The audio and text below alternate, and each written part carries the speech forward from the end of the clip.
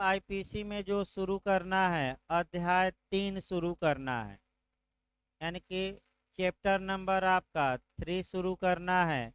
यहाँ से भी आपका प्री में 2 या 3 क्वेश्चन बनता है। मैं बता दूं, पहले केवल प्री में क्वेश्चन बनते थे, लेकिन वर्तमान समय में आपका कुछ पुछल्ला क्वेश्चन टिप्पणी में बन जा रहे हैं, मेंस में भी। लेकिन ज़्यादातर ये जो सेक्शन है, एक बार एपीओ, बात ना करिए भाई, एक बार एपीओ में 3 क्वेश्चन बना है। फिर झारखंड ने भी 3 क्वेश्चन एक बार बनाया था, यानी कि कम से कम 2 क्वेश्चन तो इस चैप्टर से आपको हर हाल में मिलेंगे। अधिकतम 3 क्वेश्चन मिल सकते हैं। आपका जो अध्याय 3 में 53 से लेकर और आपका 75 तक है, ये पनिशमेंट के बारे में है, यानी कि सजा के बारे में या दंडों के बारे में।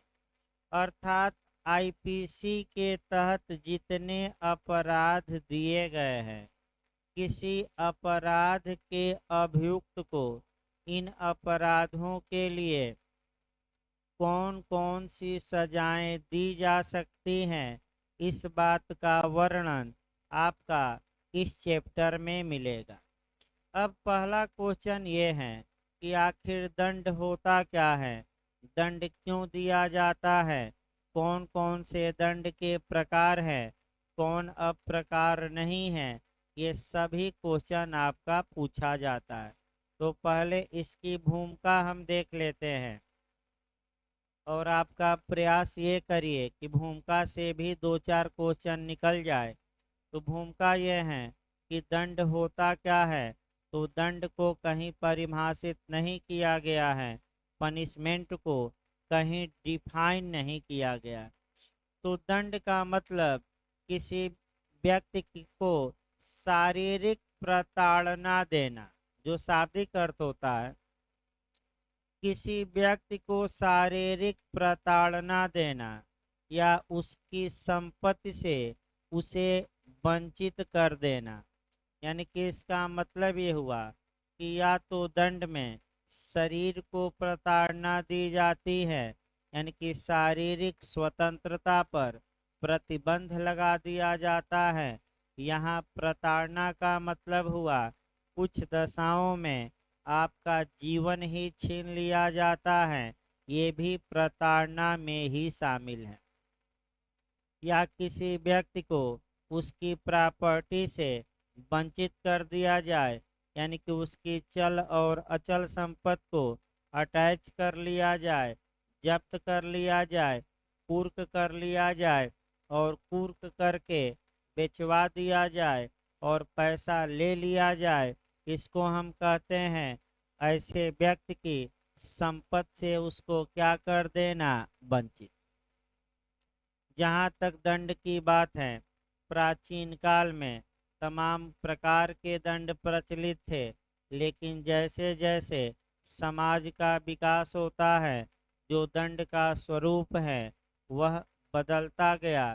तो आपका प्राचीन काल से थोड़ा इतिहास 2 मिनट समझिए, तब आधुनिक काल पर आते हैं। सामंत महोदय ने दंड के सिद्धांत बताए हैं, 5 सिद्धांत बताए हैं। अर्थात किसी अपराधी को किस उद्देश्य से दंडित किया जाता है, ये शुद्ध रूप से आपका जुरिस्प्रूडेंस में पढ़ा जाता है। 5 सिद्धांत हैं, और पिछली बार जुरिस्प्रूडेंस से इन 5 सिद्धांतों से पूछा गया था। ये में क्वेश्चन आया था कि कौन सा सिद्धांत सबसे उत्तम माना जाता है, कौन मानवाधिकारों की रक्षा करता है, कौन अभियुक्तों के खिलाफ सिद्धांत उदारता बरतने की बात करता है।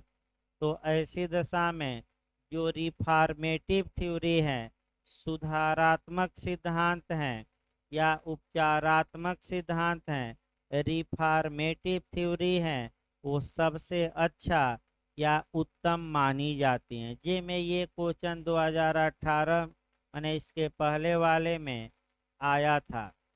तो दंड के 5 सिद्धांत भाई यहाँ बताना मुश्किल है, बहुत लंबा चल जाएगा। प्राचीन काल से इतिहास उठाइए। प्राचीन काल में जब राज्य नहीं था, स्टेट नहीं था, तो कबीले हुआ करते थे। यानी कि कबीले हुआ करते थे, यानी कि व्यक्ति आपस में समूह बनाकर रहते थे। उस कबीले का एक मुखिया होता था, जिसे ज़्यादातर खलीफा कहा जाता था। तो आज भी कहा जाता है कि बहुत बड़े खलीफा बन गए हो। खलीफा का मतलब आपका मुखिया बन गए हो, यानी कि अपने बिरादरी का, अपनी जात का, अपने गांव का जो व्यक्ति मुखिया बन जाता है, उसी को खलीफा कहते हैं। मुस्लिम विधि में इमाम और खलीफा में अंतर होता है। इमाम जो होता है वह शिया विधि का प्रमुख होता है, और जो खलीफा होता है वह सुन्नी संप्रदाय का होता है। यहाँ जो एलएलएम और इंटरव्यू में क्वेश्चन बनता है मुस्लिम लॉ पर कि शिया बिना इमाम के नहीं रह सकते, लेकिन सुन्नी संप्रदाय बिना खलीफा के भी रह सकता है। इस वाक्य की आलोचनात्मक व्याख्या करिए। इसका मतलब ये हुआ कि इमाम जो होता है वह प्रशासनिक मामले में भी सर्वोच्च होता है और आध्यात्मिक में भी। लेकिन जो खलीफा होते हैं सुन्नी संप्रदाय में, वे केवल प्रशासनिक मामलों में हेड होते हैं, आपका आध्यात्मिक या धार्मिक में नहीं। इसीलिए कहा जाता है कि एक शिया मुस्लिम के लिए इमाम का अनिवार्य है होना, जबकि सुन्नी के लिए खलीफा का होना अनिवार्य नहीं है, क्योंकि आध्यात्मिक गुरु भी हैं। तो जो अंतिम आपका इमाम थे, ये माना जाता है कि वह अदृश्य हो गए, आज भी जिंदा हैं, और एक दिन तारणहार के लिए, यानी कि हम लोगों की मुक्ति के लिए, ये शिया संप्रदाय मानता है कि एक दिन वो आएंगे और हम लोगों का कष्ट क्या करेंगे, दूर करेंगे। ये इंतजार शिया संप्रदाय करता है। तो अब आगे आइए। अगर एक कबीले का व्यक्ति दूसरे कबीले के व्यक्ति की हत्या कर देता था, तो वहाँ टिट फॉर टैट का सिद्धांत लागू होता था। जैसा को तैसा, यानी कि जब तक कि पहले कबीले के, अगर पहला कबीले के लोग दूसरे कबीले की एक व्यक्ति की मृत्यु कारित कर देते थे, तो जब तक कि दूसरे कबीले के लोग पहले कबीले के एक व्यक्ति को न मार देते थे, तब तक चैन से नहीं बैठते थे। यानी कि टिट फॉर टैट, जैसा को तैसा, यानी कि आपका मर्डर के बदले मर्डर, खून के बदले क्या खून, हाथ के बदले हाथ, आंख के बदले आंख, सिर के बदले सिर, ये सिद्धांत था। तत्पश्चात राज्य का उद्भव होता है, और समाज और जनता और राज्य में समझौता होता है। 3 विद्वान आते हैं, हाब्स, लॉक, रूसो। कौन से विद्वान हैं? और ये 3 विद्वान आते हैं। अब जनता ने अपने ये दंड देने के अधिकार को राज्य को सौंप दिया, तो वर्तमान समय में ये राज्य का कर्तव्य है कि वह अपराधियों के खिलाफ न्यायालय में मुकदमा चलाकर और अपराधियों को सजा दिलवाए। टिट फॉर टैट का सिद्धांत अब लागू नहीं है, ये याद रखें। तो जहाँ तक दंड के स्वरूप की बात है, विश्व में देखा जाए तो दंड के तमाम प्रकार मिलते हैं। कुछ प्राचीन प्रकार, 1-2 मिनट समझिए। जैसे दंड दिया जाता था, दीवाल में चुनवा दीजिए, सिर कलम करा दीजिए, इसके बाद कोड़े मारिए और पत्थर मारिए। तो कौन सी लैला मजनू फिल्म में भी हैं कि पत्थर मारकर क्या की जाती थी, हत्या की जाती थी, ये भी दंड है। खौलते खौलते तेल में डाल दीजिए, आपका कह सकते हैं अंग भंग कर दिया जाए, या कोड़े से मारा जाए, जैसे चंद्रशेखर आजाद को मारा गया कि 15 कोड़ों की क्या दिया मजिस्ट्रेट ने सजा। लेकिन वर्तमान समय में आपका कोड़ा मारना, टब में डुबाना, दीवार में चुनवाना, ये अमानवीय सजा मानी जाती थी, सिर कलम करना। अतः ऐसी दशा में अब सभ्य सजाएं दी जाती हैं, असभ्य नहीं। तो आइए, अब जब लॉर्ड मैकाले आईपीसी बनाया था, तो आईपीसी की धारा 53 में ये बताया था कि आईपीसी के तहत हुए अपराधों में जो दंड दिया जा सकता था वह मूल रूप से 6 प्रकार का था। तो अगला क्वेश्चन आपका बनता है कि जो सेक्शन 53 में 6 प्रकार का जो दंड मूल रूप से था वह केवल आईपीसी के तहत अपराधों के लिए था कि अन्य विधियों के तहत अपराधों में भी लागू होगा। तो अन्य विधियों के लिए दंड नहीं है, केवल किसके लिए है? आईपीसी।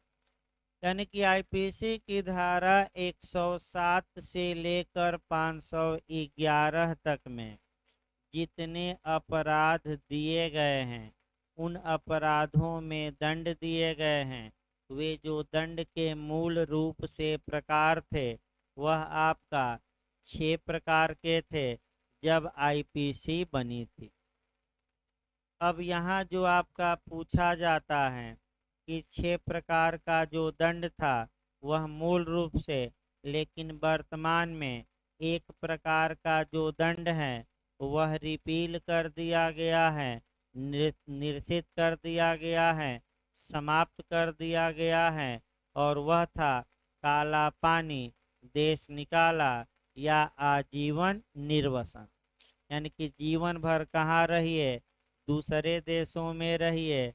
अब इसके लिए आपका एलएलएम में और जे और एपीओ में पहला क्वेश्चन आता है कि आजीवन निर्वसन या देश निकाला या काला पानी की सजा को या देश से बाहर भेजने की सजा को किस सन में समाप्त किया गया? तो एलएलएम और तमाम जगह सन पूछा है, सन गलत न है, न हो।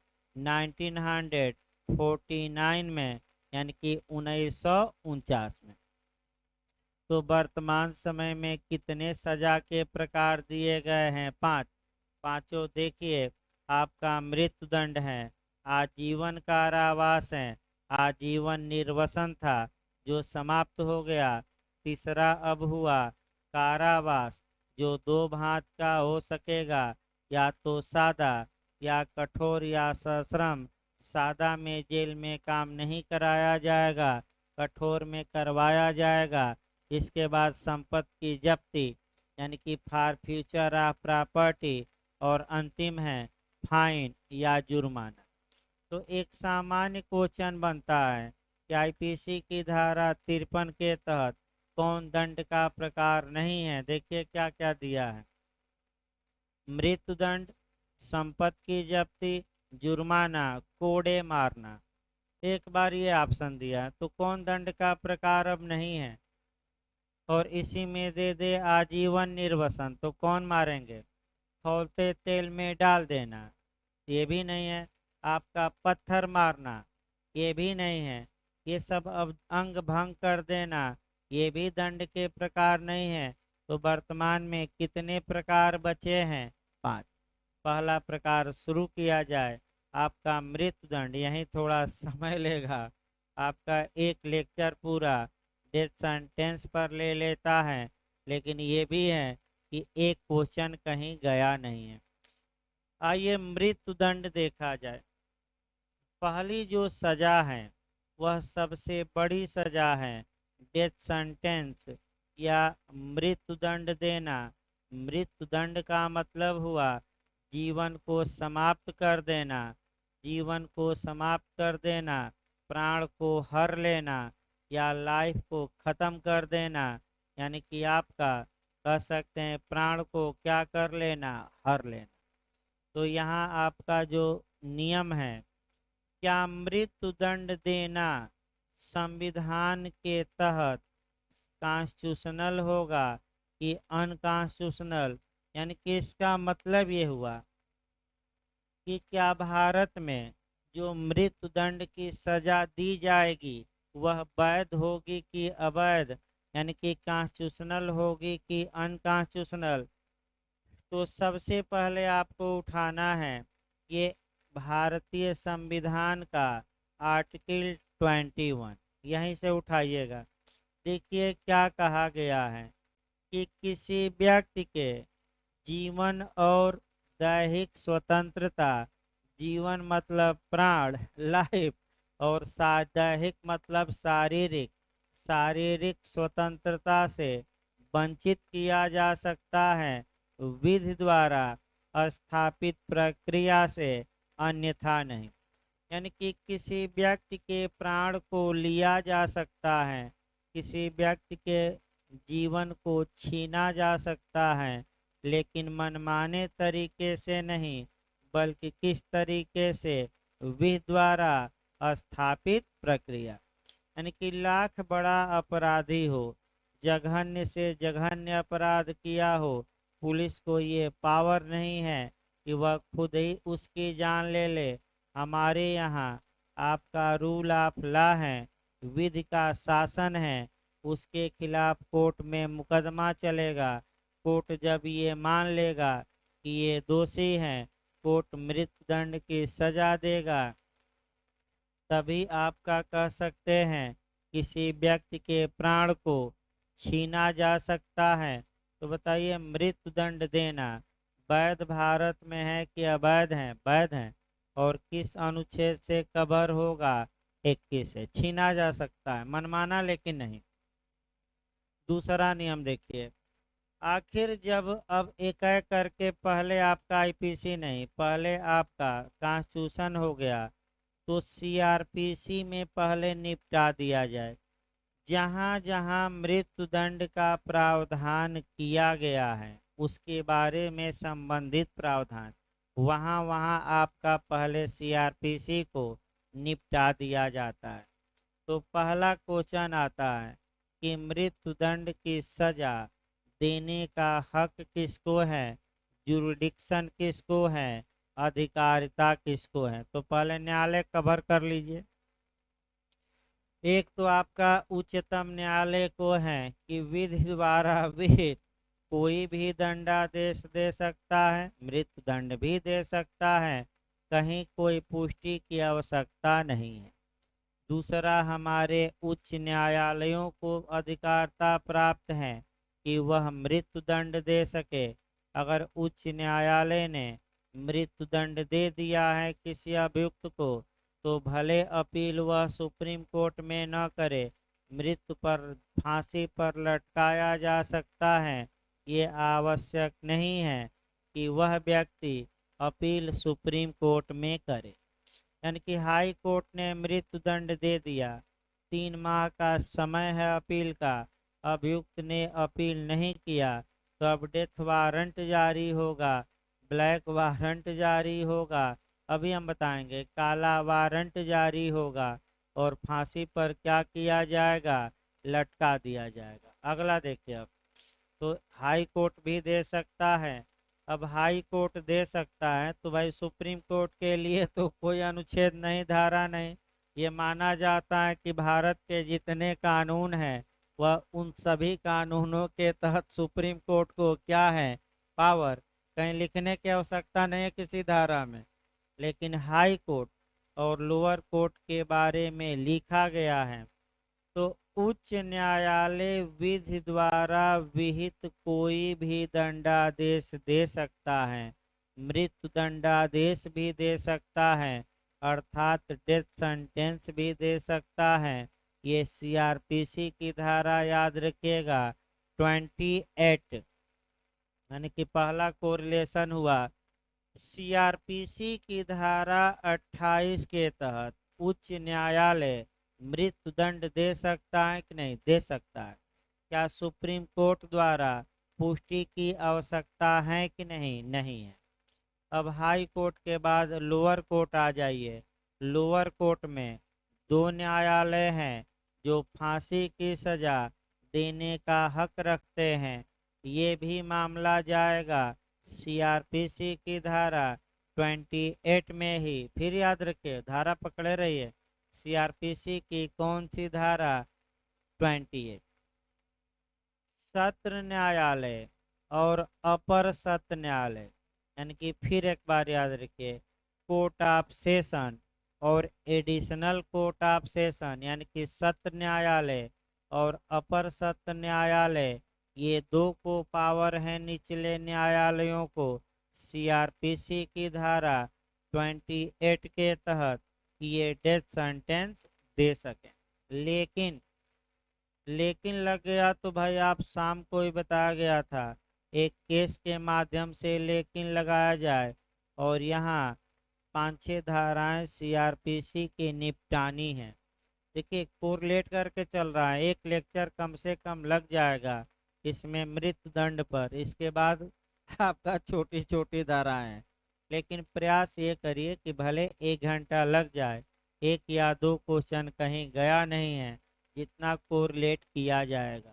आप जाकर देखिएगा कितना क्वेश्चन आज के लेक्चर से ही बना है, लेकिन एक एक बातें बस ये है कि याद होनी चाहिए। देखिए आगे, आपका 2 न्यायालय दे सकते हैं मृत्युदंड, लेकिन अगर सत्र न्यायालय या अपर सत्र न्यायाधीश किसी अभियुक्त को मृत्युदंड देता है तो उसकी पुष्टि हाई कोर्ट द्वारा होना अनिवार्य है। यानी कि अपराधी को फांसी पर तभी लटकाया जाएगा जब हाई कोर्ट ये मान ले कि निचले न्यायालय ने जो निर्णय दिया है वह सही है, उसको ओके कर दे, उसको पुष्ट कर दे, यानी कि संपुष्टि कर दे कि खंडन कर दे, संपुष्टि भी कह सकते हैं, समर्थन कर दे, पुष्ट कर दे। अब आपका पुष्ट पुष्ट कर दे तो तुरंत सीआरपीसी की 4-5 धाराएं क्रम से याद रखिएगा। पहले एक केस बता दिया जाए पुष्टि वाला, तब आपका आगे बढ़ा जाए। और शाम को भी बताया गया आर वर्सेज गोविंदा का। आर वर्सेज गोविंदा के केस में जस्टिस मेलविल ने आपका ये 299 और 300 आईपीसी में डिफरेंस बताया, और आपका दो जज थे, पहले एक कैंपबेल दूसरा हरिदास, दोनों में विवाद उत्पन्न हो गया तो मामला तीसरे जज को सौंपा गया, वह मेलविल थे। और मेलविल ने आपका माने कह सकते हैं निर्णय दिया। इसका मतलब ये हुआ कि जब तक हाई कोर्ट पुष्ट न कर दे अपराधी को फांसी पर लटकाया जाएगा कि नहीं, नहीं। तो पुष्टि के लिए 6 धाराएं 5 धाराएं जरूर याद रखिए सीआरपीसी के।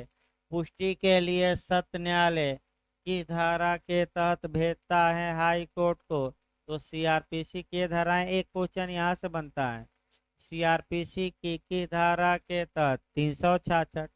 तो कई बार तो बना है कि मृत्युदंड की पुष्टि के लिए किस सेक्शन के तहत हाई कोर्ट को भेजा जाता है मामला, कोर्ट ऑफ सेशन द्वारा, तो गलत ना हो, कौन सी धारा? 366। फिर आपका हाई कोर्ट अतिरिक्त साक्ष्य ले सकता है या सत्र न्यायालय को निर्देशित कर सकता है कि और कुछ एविडेंस ले लीजिए और हमारे यहाँ क्या करिए, भेज दीजिए। तो अतिरिक्त साक्ष्य लेने की शक्ति किस धारा में? 367। अब हाई कोर्ट या तो समर्थन करे या विरोध करे। अब यही क्वेश्चन बनता है कि उच्च न्यायालय सीआरपीसी की किस धारा के तहत मृत्युदंडादेशों की पुष्टि करता है। तो सेक्शन भाई गलत ना हो, चाहे पुष्टि करे या खंडन करे या मृत्युदंड को हटाकर आजीवन कारावास दे दे या 302 से भगा के आपका 304 आईपीसी के तहत दंडित कर दे या निर्णय को रद्द कर दे और कहे कि रीट्रायल किया जाए, यानी कि पुनः अभियुक्त का क्या किया जाए, विचार, ये सब कर सकता है। तो चाहे पुष्टि आए या निर्णय उलटना आए, चाहे रिमांड आए या चाहे खंडन आए या पुष्टि आए, सब किस धारा में की जाती है? 362। तो पुष्टि की खंडन की दोनों, तो दोनों मारिएगा किस सेक्शन के तहत? 368। अब आपका पुष्टि जो होगी तो कम से कम कितने जजों द्वारा की जाएगी? तो 2 जज। तो किस धारा में है कि कम से कम 2 जज? 369। और दोनों जजों में मतभेद हो गया तो रेफरी का सिद्धांत की धारा में 370। जैसे सबसे उत्तम उदाहरण आर बनाम गोविंदा का है। एक हरिदास थे, एक कैंपवेल थे। हरिदास कह रहे थे कि 302 में मामला जाएगा, कैंपवेल कह रहे थे कि नहीं 304 में। तो मेलविज को सौंपा गया और मेलविज रेफरी हो गया। यानी कि 2 जज ए और बी हैं, ए कुछ और कह रहा है, बी कुछ और। तो दोनों लोग अपना अपना निष्कर्ष निकाल कर एक तीसरे जज को अब रखा जाएगा, किसको? सी को। तो यहाँ एम्पायर कौन हो गया? रेफरी कौन हो गया? सी। तो एविडेंस में फिर याद रखिए, अब रेफरी का सिद्धांत एविडेंस की किस धारा में बताया गया था? 20 में, यानी कि 20 में। तो 20 में जो रेफरी बताया गया था, सतर्क रहिए, एक्सप्रेस रूप से नियुक्त किया गया हो कि इम्प्लाइड की दोनों, यानी कि अभिव्यक्त की विवक्षित की दोनों रूप से। केवल एक्सप्रेस, इम्प्लाइड नहीं बताया गया था। केवल वहाँ कैसे एक्सप्रेस काम करेगा। तो यहाँ भी विवक्षित नहीं, यहाँ तो भाई दोनों लोग किसको भेज रहे हैं? अभिव्यक्त रूप से। तब से जिधर लुढ़क जाएगा उधर फैसला हो जाए। अच्छा, कोई भी हाई कोर्ट का फैसला आया, कागज पत्तर अब सत्र न्यायालय को लौटा दे हाई कोर्ट की धारा में, दस्तावेज कागज पत्तर निर्णय की कॉपी भेज दे कोर्ट ऑफ सेशन को। 371। एक क्वेश्चन यहाँ से आएगा, रट कर जाइएगा, फिर मैं बता दूं। फिर एक बार रटिए तो सेक्शन, किस सेक्शन के तहत पुष्टि के लिए भेजा जाता है? 366। किस सेक्शन में एक्स्ट्रा साक्ष्य हाई कोर्ट ले सकता है? 370। खंडन या मंडन, पुष्टि या खंडन? 368। कम से कम कितने जजों द्वारा? 2 जजों द्वारा। कौन सी धारा? 369। विवाद होने पर क्या होगा? 370। रेफरी का सिद्धांत की धारा में? 370। यानी कि आपका पहला जो एंगल हमने बताया वह ये बताया कि कौन न्यायालय सक्षम है जो मृत्युदंड दे सकता है। दूसरा एंगल देखिए, दूसरा एंगल आपका ये है, सीआरपीसी में एक एक एंगल को चला जाए कि जब मृत्युदंड दिया जाता है तो दूसरे एंगल से जो आपको पढ़ना है, अब कारण नहीं बल्कि स्पेशल रीजन लिखना पड़ेगा। यानी कि मृत्युदंड देते समय न्यायालय को निर्णय में विशेष कारण लिखना होगा, स्पेशल रीजन, क्यों मैं इस अभियुक्त को मृत्युदंड दे रहा हूँ। पहला नियम। दूसरा नियम, जब मृत्युदंड किसी अभियुक्त को दिया जाता है तो ऐसी दशा में निर्णय में स्पष्ट रूप से ये लिखा जाएगा कि ऐसे व्यक्ति को गर्दन में फांसी लगाकर तब तक लटकाया जाए, तब तक हैंग किया जाए जब तक कि इसकी डेथ न हो जाए। वह नोट्स में है आपका 354 सीआरपीसी के किस क्लाज में है? 5 में। याद रखिए 354 के किस में है? 5 में। अब हम बताइए।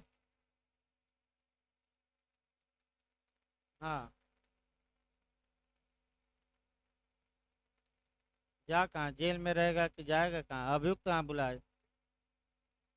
नहीं, देखिए फिर हम बता दें।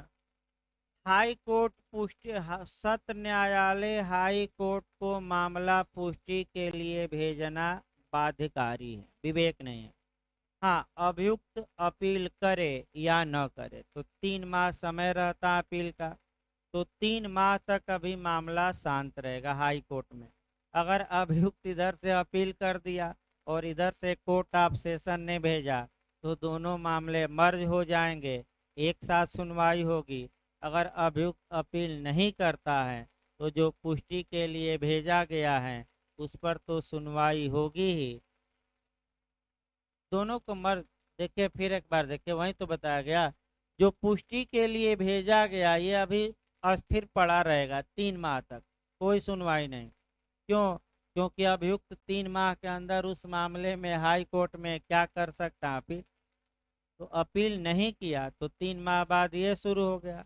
अगर अपील कर दिया तो दोनों को मर्ज कर दिया जाएगा एक में, और दोनों पर एक साथ क्या कर दी जाएगी, सुनवाई।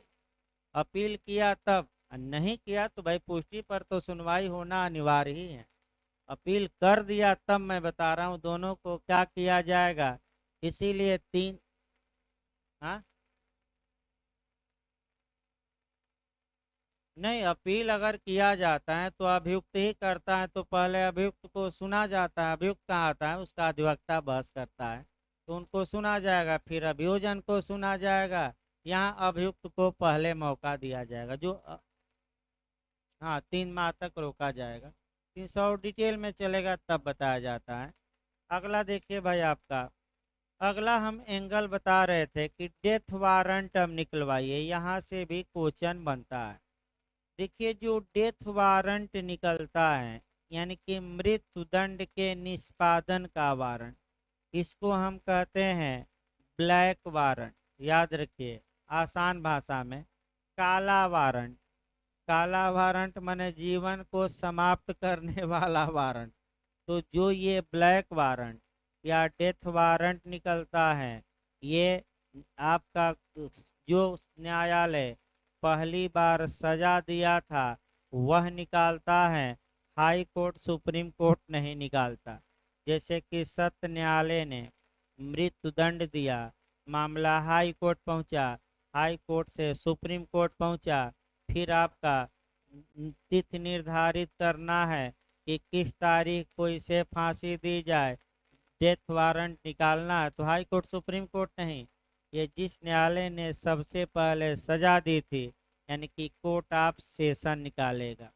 इसी बीच अगर अभियुक्त राज्यपाल के पास क्षमा याचिका दया याचिका लगा दिया पार्डन के लिए या राष्ट्रपति के पास, तो फिर डेथ वारंट रद्द होगा और आपका तब तक मामला रुका रहेगा जब तक कि ये लोग फैसला न दे।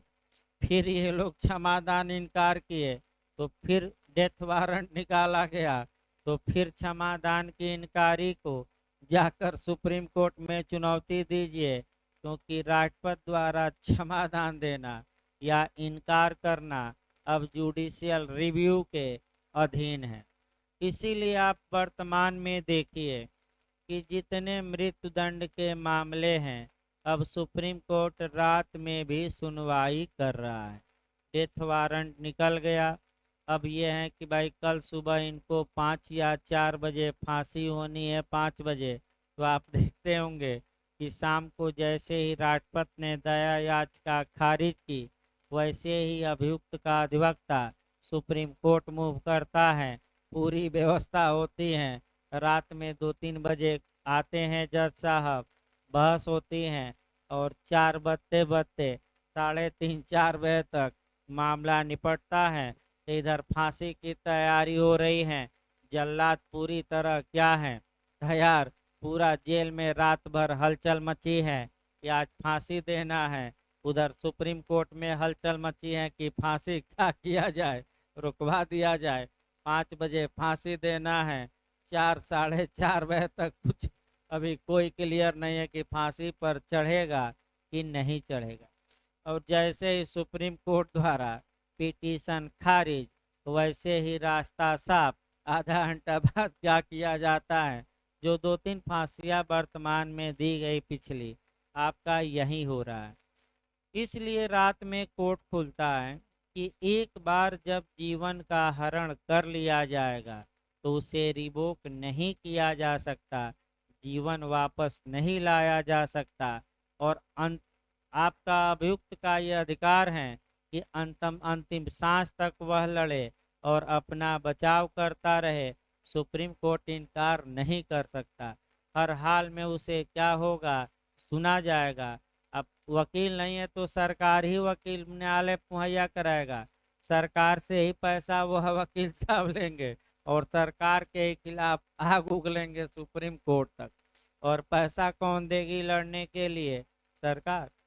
जैसे आपका एपी सिंह थे निर्भया कांड में, देखिए क्या क्या बोले, क्या क्या नहीं बोले, आप कौन नहीं जानता। मीडिया के सामने आते थे और बोलते थे। तो आगे बढ़ा जाए, डेथ वारंट आपका सेक्शन। अब आइए, जो डेथ वारंट जारी होता है वह अगर पुष्टि वाला मामला है, यानी कि आपका अभियुक्त ने अपील नहीं किया और हाई कोर्ट ने पुष्ट कर दिया है, तो 413 सीआरपीसी के तहत 413 कौन सी धारा। और अगर अन्य मामला है, जैसे रिवीजन हुआ, अपील हुई, अन्य मामला माने पुष्टि से भिन्न, तो 414। दो धाराएं याद रखिएगा। अगर पुष्टि वाला मामला है तो 413 के तहत डेथ वारंट, और पुष्टि से भिन्न मामला है तो सीआरपीसी की कौन सी धारा याद रखिए, 414। अगला नियम आइए, ये भी खूब क्वेश्चन बना है कि आपका क्वेश्चन जो बना है वह बना है आपका कि मृत्यु दंड का ढंग कहाँ दिया गया है। तो एक तो 354 का क्लाज 5 में कैसे दिया जाएगा, तो गर्दन में फांसी लगाकर तब तक लटकाया जाए जब तक कि क्या न हो जाए, मृत। जब ब्लैक वारंट जारी होगा तो वहाँ पूछा गया है कई बार, तो डेथ वारंट का जो मॉडल दिया गया है, जो प्रारूप दिया गया है, वह गलत न हो। सीआरपीसी के द्वितीय अनुसूची के प्रारूप संख्या 42, गलत न हो भैया। सीआरपीसी के द्वितीय अनुसूची के प्रारूप संख्या किस में, 42 में मॉडल दिया गया है। उस मॉडल में ये लिखा गया है कि डेथ वारंट में ये लिखा जाएगा कि इस व्यक्ति को गर्दन में फांसी लगाकर तब तक लटकाया जाए जब तक कि इसकी क्या न हो जाए, मृत। अब आइए, ये बात तो भाई दो जगह मिल गई। अब उत्तराखंड का मॉडल आइए, 354 का क्लाज 5 में भी और द्वितीय अनुसूची का किस खंड माने किस प्रारूप में, 42 में। अब उत्तराखंड ने मॉडल ही चेंज किया, दोनों दिया और दोनों में से कोई एक चुनना है। तो आप लोग बताइए, अगर कोई बात सेक्शन में कही गई है, शेड्यूल में कहा गया है, दोनों में एक चुनना है, तो कौन प्रिवेल करेगा, सेक्शन। सेक्शन हमेशा क्या करेगा, प्रिवेल। तो कौन सही मारेंगे, सेक्शन। इसी तर्ज पर 3-4 क्वेश्चन निकालिए। सीपीसी में कोई बात धारा में कही गई है, कोई बात नियम में कही गई है, और दोनों में से एक चुनना है, या दोनों में विरोधाभास है, या 36 का आंकड़ा है। तो बताइए कौन सी बात मान्य होगी, सेक्शन की। संविधान में आइए, अगर संविधान के अनुच्छेद में कोई बात कही गई और 12 अनुसूचियां हैं, उनमें कोई बात कही गई है और दोनों में से एक चुनना है, तो क्या कौन सी बात मान्य होगी, अनुच्छेद की कि अनुसूची की। क्यों अनुच्छेद की, क्योंकि अनुसूची पर या नियम पर ये जो आपका कह सकते हैं कि सेक्शन होते हैं वह प्रिवेल करेंगे। तो अब आप लोग इसी तर्ज पर बताइए, दोनों में से एक चुनना हो तो 354 का क्लाज 5 चुनेंगे कि द्वितीय अनुसूची का प्रारूप संख्या 42 दे दे कि कहाँ लिखा गया कि तब तक फांसी पर लटकाया जाए जब तक मृत न हो जाए। दोनों नहीं दिया रहेगा, दोनों में से कितना चुनना हो, एक। तो कौन चुनेंगे, हाँ 354 का क्लाज 5। क्यों, क्योंकि सेक्शन शेड्यूल पर क्या होगा, प्रिवेल माने अभिभावी होगा। जैसे कि एक बिहारी सब पे प्रिवेल करता है, यानी कि एक बिहारी सब पे क्या भारी, उसी प्रकार सेक्शन क्या होगा अनुसूची पर। अब गलत ना हो, चाहे सीपीसी से आ जाए और चाहे संविधान से और चाहे आपका कहीं से आ जाए, चाहे पुलिस एक्ट से ही आ जाए, तो जो पुलिस एक्ट में और लिखा गया है तो पुलिस एक्ट प्रिवेल करेगा नियमों पर। आगे नियम आइए। इसमें आपका जो एक क्वेश्चन बनता है वह जो बनता है आपका मृत्युदंड का ढंग पर बनता है। इस पर केस याद करके जाना है और केस आपका, हाँ, दीना उर्फ दीनदयाल बनाम भारतन, कई बार ये एपीओ में आया है, गलत ना हो ये क्वेश्चन भी। दीना उर्फ Deen Dayal versus union of India का ये जो केस है पूछा गया था किससे रिलेटेड है, तो आत्महत्या से, दहेज हत्या से, मृत्युदंड के ढंग से। ढंग मने मेथड, मेथड मतलब तरीका, यानी कि और इनमें से कोई नहीं, या जमानत से दे देगा, संज्ञान से दे देगा। तो एक लाइन याद रखिए, ये जो केस हैं मृत्युदंड के किससे रिलेटेड हैं, ढंग से। तो भारत में मृत्युदंड देने का ढंग क्या है कि गर्दन में फांसी लगाकर तब तक लटकाया जाए जब तक कि ऐसे व्यक्ति की क्या न हो जाए मृत। ये इस ढंग को चैलेंज किया गया किस केस में, आपका दीना उर्फ दीनदयाल में, और सुप्रीम कोर्ट ने इस ढंग को सही माना कि गलत। तो भाई केस याद रखिए किससे रिलेटेड हैं, आपका मृत्युदंड के ढंग से। अब अगला आइए। अब जो आपका सामान्यतः होता क्या है कि भाई जल्लाद आता है, जेलर तो लटकाते नहीं, जेलर को आदेशित किया जाता है कि लटकवाइए। जेलर आपका जल्लाद को बुलाते हैं। जल्लाद समझ रहे हैं कि नहीं, जो फिल्मों में दिखाया जाता है वो नहीं। देखिए भाई एक मिनट और बताया जाए नहीं तो, देखिए पुराने जमाने में जो जल्लाद होते थे वह तनिक भी हिचक नहीं करते थे लोगों का सिर काटने में। वो मुस्टैंड होते थे, उसको क्या बोलते हैं, बहुत मोटे होते थे, खली जैसे होते थे, एक बार तलवार चला देते थे तो भाई सिर धड़ से क्या हो जाता था अलग। तो उस समय तो आपका जो जल्लाद होते थे वो बहुत भयानक होते थे। जल्लाद को देखकर और नाम सुनकर ही लोग डर जाते थे तो ऐसी दशा में आपका वर्तमान में जो जल्लाद है वो भयानक नहीं है। आपका पवन जल्लाद है वहीं ज़्यादातर जाता है, निर्भया कांड के दोषियों को भी वहीं फांसी पर लटकाया, पवन नाम है। तो अब आया कि जो जज मृत्युदंड दिया है वह बचाव का हकदार होगा अगर उसके खिलाफ मुकदमा चलता है कि इन्होंने मृत्युदंड दिया।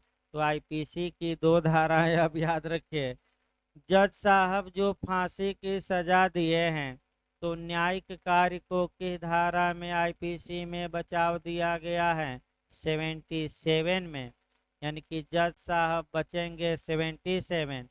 और पवन जल्लाद जो लटका दिया फांसी पर तो कार्यपालकीय कृत्य है, न्यायालय के आदेश का जो लोग पालन करते हैं वह किस में बचाव के हकदार होंगे, 78।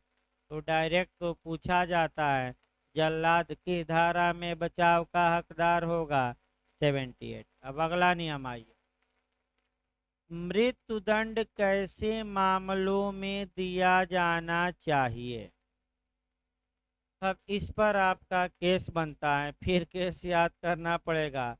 बच्चन सिंह या बेचन सिंह बनाम आपका पंजाब राज्य। फिर एक बार याद रखिए, कहीं कहीं बच्चन भी कभी काल आता है, कहीं बेचन भी आता है।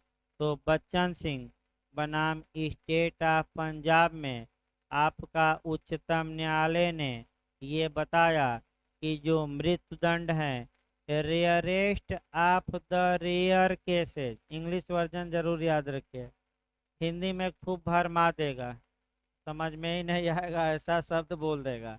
Rarest of the rare cases, इसको कहते हैं क्रूर से क्रूरतम मामला। अब हिंदी देखिए कैसे, क्रूर से क्रूरतम, अपूर्व में भी अपूर्वतम, अपूर्व से भी अपूर्वतम, यानी कि विरल से विरलतम, विरल से विरलतम, हिंदी 3 हम बताए, अब आगे क्या नेट से खोज कर दे दे कोई भरोसा नहीं।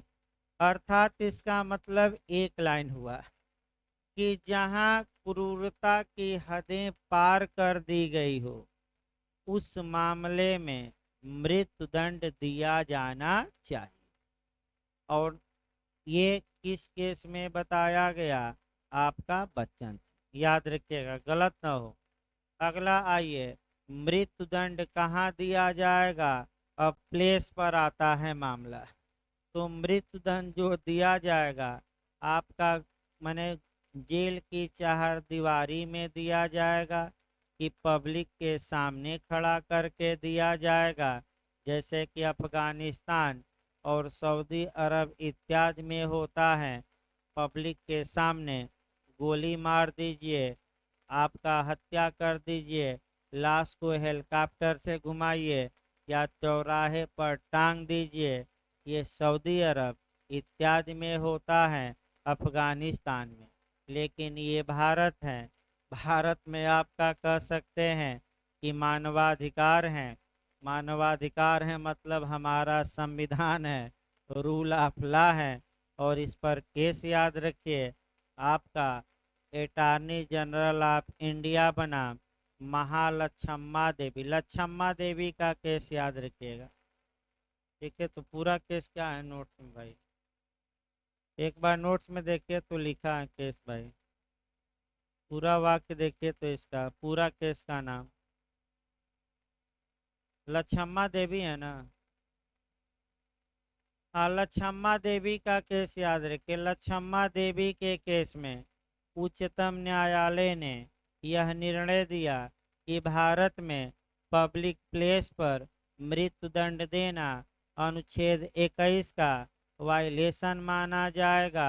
यानी कि आप पब्लिक प्लेस पर नहीं देंगे तो मृत्युदंड बताइए भारत में कहाँ दिया जाता है, चौराहा पर की जेल के अंदर बना रहता है आपका भाई, जेल के अंदर आपका बना है मृत्युदंड देने का स्थान। अब ये है कि लास्ट में 1-2 लाइन बताया जाए उतना तो संभव नहीं है, आपका 2-3 क्वेश्चन और बचा है। अगला क्वेश्चन आपका ये बनता है कि आईपीसी की किन किन धाराओं में अधिकतम जो सजा है वह मृत्युदंड है।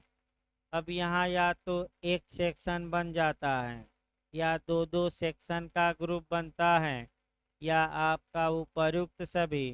तो जितनी धाराएं आईपीसी में हैं जहाँ की फांसी की सज़ा है उसको अलग से पढ़ा जाता है और पढ़ाया जाएगा। लेकिन जो कुछल्ला 2-4 बातें हैं ये थोड़ा 10 मिनट ले लेगा, तो कुछल्ला बातें निपटा दिया जाए वो तो पढ़ा मैंने कल जाएगा थोड़ा, लेकिन कुछल्ला बातें हो जाए। अगला ये आया कि मृत्युदंड का आपका कब दिया जाता है। तो मृत्युदंड का जो समय रहता है तो आप लोग देखे होंगे कि ज़्यादातर जो मृत्युदंड दिया जाता है एकदम तड़के या मॉर्निंग और अर्ली द मॉर्निंग, यानी कि एकदम सुबह दिया जाता है 4 बजे, 5 बजे, 4:30 बजे, 6 बजे। अब यहाँ जो समस्या आती है इंटरव्यू में पूछा जाता है कि मृत्युदंड सुबह ही क्यों दिया जाता है। तो लास्ट में 1-2 मिनट इस पर ज़्यादा तो समय नहीं है, नहीं तो भाई डिटेल चलता, हल्का सा शार्ट किया गया है आपका कंपटीशन के व्यू को देखते हुए। एक तो आप कहेंगे कि जेल मैनुअलों में ऐसा प्रावधान है, पहले कानून का सहारा लेंगे, जो जेल मैनुअल है अलग अलग राज्यों के उसमें ये लिखा गया है। दूसरा आप कहेंगे कि जब ऊपर जाने ही वाला है तो इंतजार किस बात का, जल्दी से जल्दी क्या पहुंचाया जाए ऊपर। भाई क्यों इंतजार कराया जाए और मानसिक रूप से त्रस्त होगा, कितने दिन तक त्रस्त ही है। तीसरा तर्क देंगे कि मृत्युदंड एक बड़ा कार्य होता है, तमाम तैयारियां करनी पड़ती हैं, तामझाम होता है, फिर मेडिकल चेकअप होता है इत्यादि की, मरा कि नहीं। तो तामझाम के कारण सुबह से कार्य अगर होता है तो शाम तक पूरा कार्य क्या होगा, निपट जाएगा। चौथा तर्क देना है लॉ एंड ऑर्डर का। अगर सुबह किसी को मृत्युदंड दिया जाता है, लोगों में उसके खिलाफ गुस्सा है, दिन में दंगा बलवा हंगामा करते हैं, तो दिन के उजाले में बलवा हंगामा या उपद्रव को शांत करने में आसानी रहती है। और रात में उपद्रव करेंगे तो क्या रहेगी, आसानी रहेगी पुलिस के लिए। क्योंकि हो सकता है कि मृत्युदंड देने के कारण क्या हो जाए, आपका समाज में अशांति फैल जाए, समाज के लोग आंदोलित हो जाए। लेकिन सुबह दिया रहेगा तो 12 घंटा में थोड़ा दिमाग क्या हो जाएगा, शांत। इसीलिए पढ़ाई में भी कहा जाता है कि सबसे अच्छा टाइम है कि सुबह सुबह आप पढ़ लीजिए, क्योंकि सुबह अगर पढ़ाई का काम निपट गया रहता है तो अपना काम करके शाम को कुछ क्या करेंगे, आप घर पर पढ़ेंगे या गढ़ेंगे, दोनों कर सकते हैं भाई। आप या तो शाम को गढ़िए या चायबाजी करिए, यानी कि गढ़िए या पढ़िए, कौन देख रहा है। तो ये इसलिए कहा जाता है कि सुबह सुबह अच्छा काम क्या किया जाए या बुरा काम निपटा दिया जाए, क्यों इंतजार किया जाए।